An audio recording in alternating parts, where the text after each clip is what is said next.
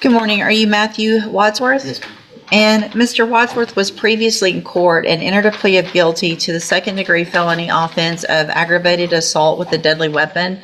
There was an agreement for a cap of 8 years in prison. I've received the pre-sentence report. Has everyone had an opportunity to review that report? We have, Your Honor. Yes, sir. Are there any additions or corrections? No, Your Honor. Not from this one.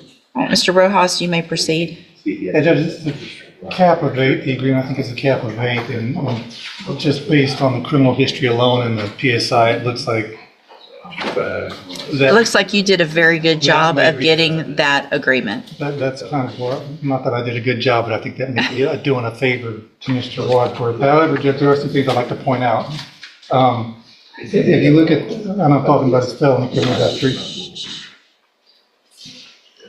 the first page of his, I guess, rolling into this second page of his felony criminal history, most of those offenses happened in 2002. So he seems to be getting those in bunches. Those happened in 2002. He got sentenced in 2000. All in one. In January of 2002, they all happened. Right. Got revoked in 2003 on all of them. I think he did 60 months on all of them. Got some more in October 2002. Then after that, he goes and basically he's in and out until about 2019 when he picks up some more cases. And from 2019 to this present case, he's From after the 2002 and to the 2019, there were seven additional felonies. Yes. 7 additional felonies. yeah. Go ahead. And then from 2019 to now, at least, he's able to stay clean. So he tells me that most of the time when he's committing offenses is when he's off his medications. He's been back on the meds now in jail. It's helping him. He's able to think clearly now. We talked about this, and if the court's even going to consider probation,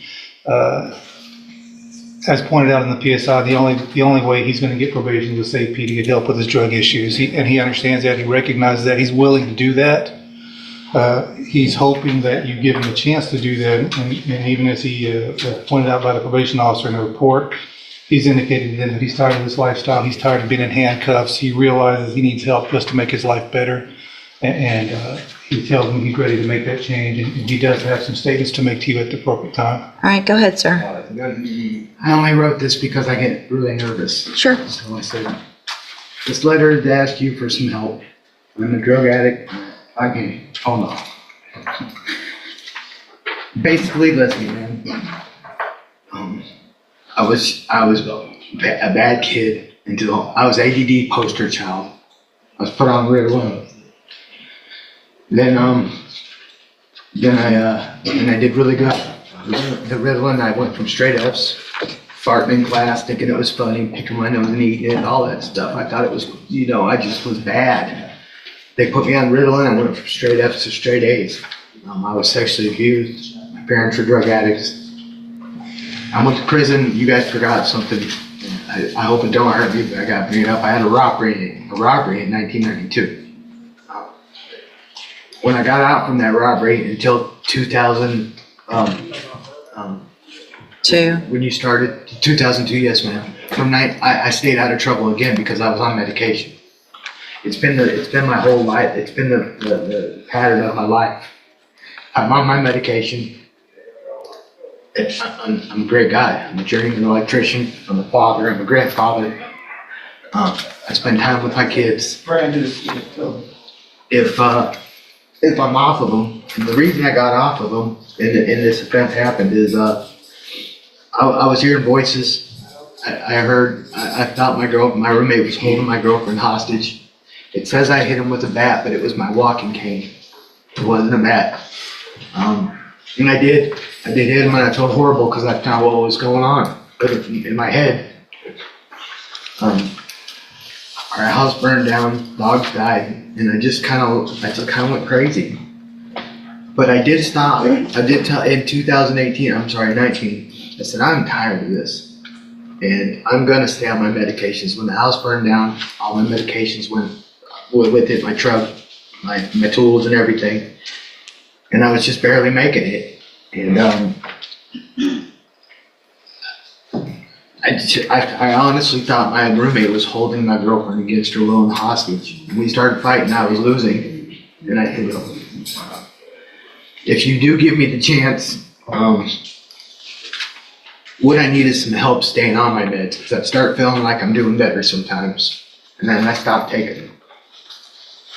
When I stop taking them, I hear voices, and I can't tell if it's mine or if it's somebody else, or I can't tell. So, but Mr. Wadsworth, here's the thing. Yes, ma'am. And I appreciate what you're saying, and I feel like you are sincere in what you're saying. The problem is you're 51 now, 52? 51. 51. Fixing to be 52. And you know you've had these issues. Yes, ma'am. You've been given opportunities, and you know I need to be on my meds. And even if I give you a probation, it's only for so long. At some point, you have to stay on your own meds, and you can't require someone else to force you to do that and take a chance with society and the community of you hurting someone else. Honestly, I'm not sure, but I honestly think that you have the worst criminal history I've seen. I even said that to Mr. Rojas. I said, this You have 19 misdemeanor convictions. You have 20 others that were either filed, dismissed because of pleas on the other cases. So technically about 39 misdemeanors.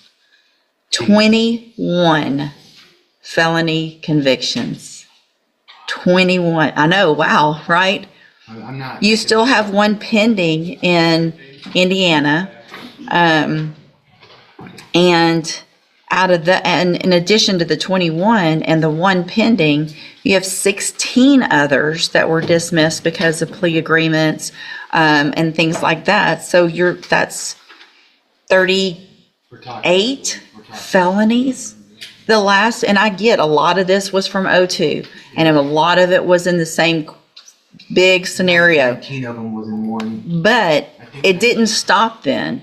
You were put back on probation in 2017. So not that long ago, given a probation, it was revoked. So you were given an opportunity. Mr. Smith? I've completely stayed out of trouble since then, though. Not one single incident.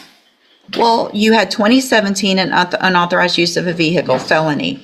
2018 an obstruction of justice in Pike County. Yes, ma'am. 2019 an escape. That's the one that's pending. Hold on. Oh, I'm sorry.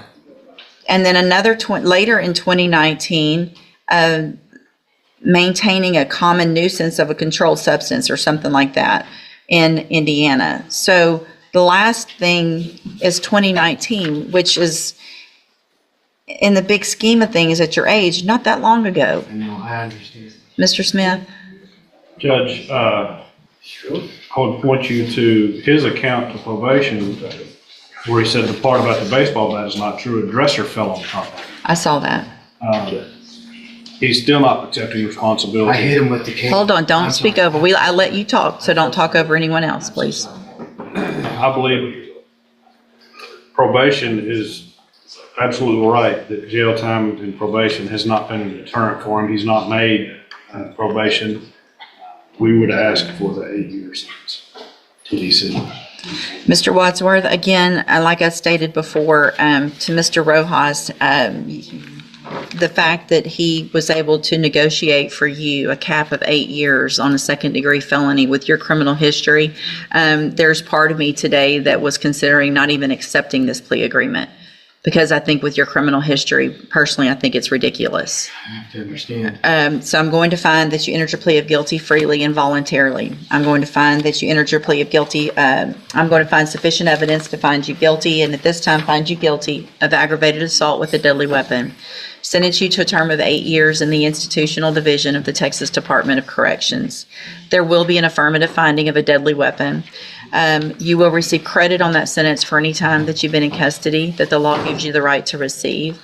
I'm handing you the trial court certification that shows this was an agreement that I followed, and so you've waived your right to appeal.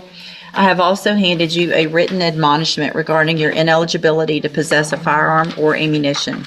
Because of the judgment entered against you, you're ineligible under Texas law to possess a firearm or ammunition. Possession of a firearm or ammunition could lead to charges against you. Firearm is a legal term, and you should read the written admonishment I provide you to see what devices qualify as a firearm. If you have any questions about the laws that make you ineligible to possess a firearm or ammunition, or about how long that lasts, you can talk to Mr. Rojas. There's help in prison for you with medication. It's going to be up to you when you get out to either change your life if you really want to or not, and you'll have to do that on your own. All right, good luck to you, sir. You can go back with the bailiff.